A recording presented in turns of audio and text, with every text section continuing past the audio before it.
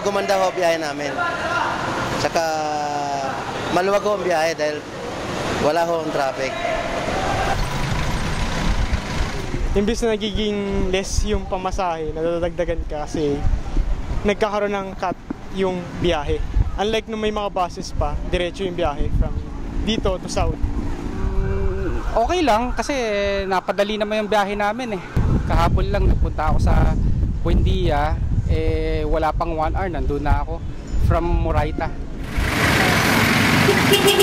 May mga bus na ang kanilang mga sa LTFRB ay biyaheng Luton, Mall of Asia o Paranaque, bakit hindi nakapasok dito?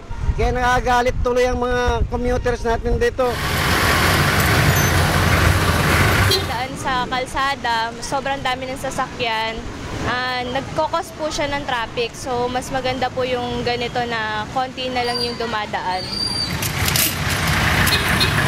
Hirap din po kasi yung bus po, isa po siya sa madaling transportation. So kung mawawala po yun, sobrang hirap din po, tas ang hassle din po, nakakadagdag pa po ng time. Imbis na diretso na lang po, kailangan mag-jeep pa, ganun po. Yung mga pasahero, ang binabayad naman nila hanggang dun lang sa maabot ng bus.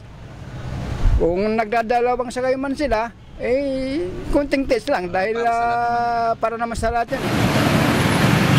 Galing dito, Espanya, hanggang papuntang Welcome, doon lang po nagkaka-traffic sa Welcome dahil doon na nag-iipon-ipon yung mga bus.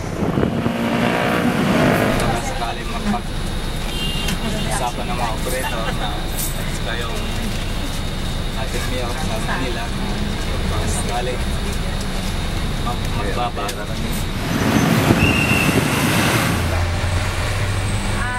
Para sa akin, syempre, kaya natin sumunod sa patakaran nila. So, nasa kanila na yun kung ano. Kasi pasahero lang ako, wala din ako magawa. Bababa ako dito sa Welcome Rotonda, papuntang Sampaloc. Medyo maabala po at unang-una, yung effort, yung time ay napakahalaga sa akin, lalong-lalo na naghahabol ako ng oras araw-araw. Konti na lang po mga obstruction.